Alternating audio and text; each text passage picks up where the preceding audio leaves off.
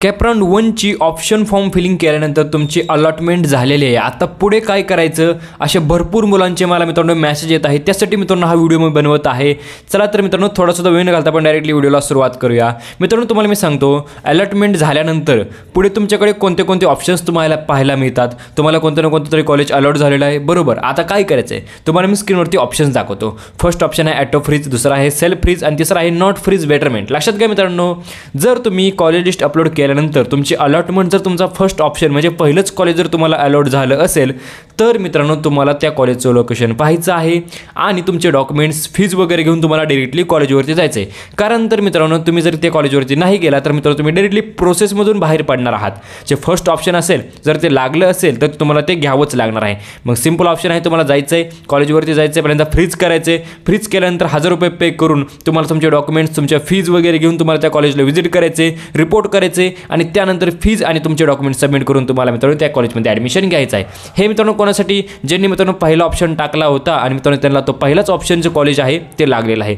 परंतु जर मित्रांनो तुम्हाला दुसऱ्या तिसऱ्या किंवा खालच्या किती 10 20 30 कोणत्या जरी कॉलेजचं ऑप्शनचं कॉलेज लागलं असेल तर त्यांनी काय करायचं आहे त्यांच्याकडे मित्रांनो ऑप्शन आहे सेल्फ फ्रीज आणि मित्रांनो नॉट फ्रीजचा। मित्रांनो लक्षात घ्या सेल्फ फ्रीज म्हणजे काय, समजा मित्रांनो तुम्हाला तुमच्या आवडीचं कॉलेज आणि तुमच्या आवडीची ब्रँच मिळालेली आहे आणि तुम्हाला असं वाटत आहे की आता मला दुसरीकडे जाण्याची काही गरज नाही आहे, मी जे कॉलेज लागलेलं आहे ते घेईल आणि मी निवांत माझं समाधानी आहे, मी माझा सुखी संसार करेल, त्यामुळे मला काही टेन्शन नाही आहे, मी हे जे कॉलेज आहे ते मला घ्यायचं आहे, त्यामध्ये मला ॲडमिशन घ्यायचं आहे। तर त्यांनी काय करायचं आहे मित्रांनो त्यांनी सेल्फ फ्रीज करायचं आहे। सेल्फ फ्रीज म्हणजे काय मित्रांनो त्यांनी मित्रांनो 1000 रुपये फी पे करायची आहे आणि त्यानंतर मित्रांनो दुसऱ्या दिवशी लगेच किंवा त्या दिवशीच तुम्हाला त्या कॉलेजला व्हिजिट करायचं आहे, लोकेशन त्या कॉलेजची पाहायची आहे, तुमचे फीज डॉक्युमेंट्स वगैरे सर्व गोष्टी घेऊन तिथं जाऊन मित्रांनो ते ॲडमिशन कन्फर्म करायचं आहे। हे झालं मित्रांनो कोणासाठी ज्यांना ते कॉलेज आवडलेलं आहे आणि प्लस त्यांना त्याच कॉलेजमध्ये ॲडमिशन घ्यायचं आहे। परंतु मित्रांनो माझा आवडता ऑप्शन आणि मित्रांनो माझं असं मत आहे की तुम्हाला मित्रांनो सेल्फ फ्रीज करण्यापेक्षा नॉट फ्रीज बेटरमेंटला जायचं आहे। 99% मुलांनी मित्रांनो नॉट फ्रीज बेटरमेंटला जावा। जे 1% आहेत ज्यांना खरंच जे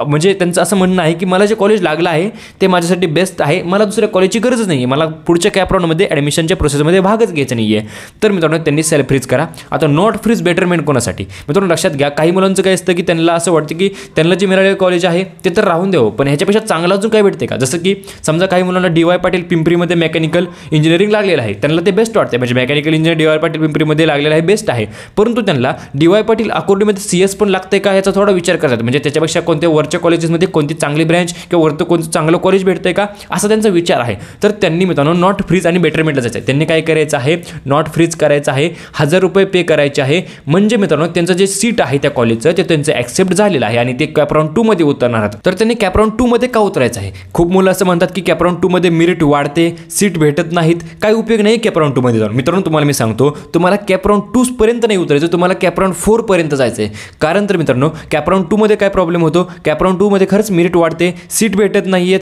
परंतु मित्रांनो जस्ट तुम्ही मित्रांनो कॅप राउंड 3 मध्ये जाता, आता लास्ट इयर पर्यंत मित्रांनो कॅप राउंड 3 कॅप राउंड होते, परंतु यावर्षी 4 कॅप राउंड झालेत। आता 4 कॅप राउंडचा तुम्हाला पूर्णपणे फायदा करून घ्यायचा आहे। 4थ्या कॅप राउंडला मित्रांनो काय असतं मित्रांनो सर्व जे सीट्स असतात ते मित्रांनो ओपनसाठी येतात। जसं की मित्रांनो समजा ऑर्फनचे सीट, कास्टचे सीट, हँडिकॅपचे सीट, डिपेंडचे सीट जर भरले गेले नाहीत तर ते सगळे सीट मित्रांनो तुम्हाला ओपन कॅटेगरीसाठी कन्वर्ट होतात आणि मित्रांनो ओपन कॅटेगरीसाठी खूप सारे वॅकंट सीट्स तुम्हाला पाहायला मिळतात आणि कट ऑफ कमी होतो। म्हणजे समजा मित्रांनो तुम्हाला कॅप राउंड 1 मध्ये DY पाटील पिंपरीचं मित्रांनो मेकॅनिकल इंजिनिअरिंग कॉलेज लागलेलं आहे आणि मित्रांनो तुम्ही कॅप राउंड 2 मध्ये गेला, परंतु कॅप राउंड 2 मध्ये तुम्हाला जरी कट ऑफ वाढून किंवा सीट वॅकंट नसल्यामुळे जर तुम्हाला कोणतंच कॉलेज भेटलं नाहीये तर तुम्ही कॅप राउंड 3 ला जावा, किंवा जर कॅप राउंड 3 मध्ये जर तुम्हाला कोणतं कॉलेज भेटलं नाही तर तुम्ही कॅप राउंड 4 ला जावा आणि कॅप राउंड 4 मध्ये असे चान्सेस आहेत की तुम्हाला वरत्या एखाद्या कॉलेजमध्ये एखादी तुम्हाला चांगली ब्रँच आणि चांगलं कॉलेज लागण्याची खूप दाट शक्यता आहे।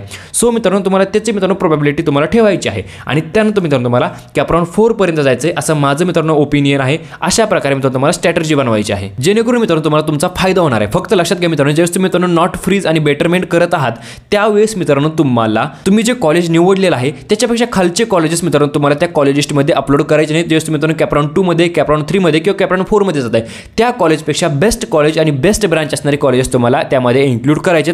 अशा प्रकारे मित्रांनो तुम्हाला प्रॉपर प्लॅन करून मित्रांनो नेक्स्ट कॅप राउंडला उतरायचं आहे। चला तर मित्रांनो व्हिडिओ कसा वाटला कमेंट करून नक्कीच सांगा, व्हिडिओला लाईक करा, चॅनल सबस्क्राइब करा। व्हिडिओ बघितल्याबद्दल धन्यवाद।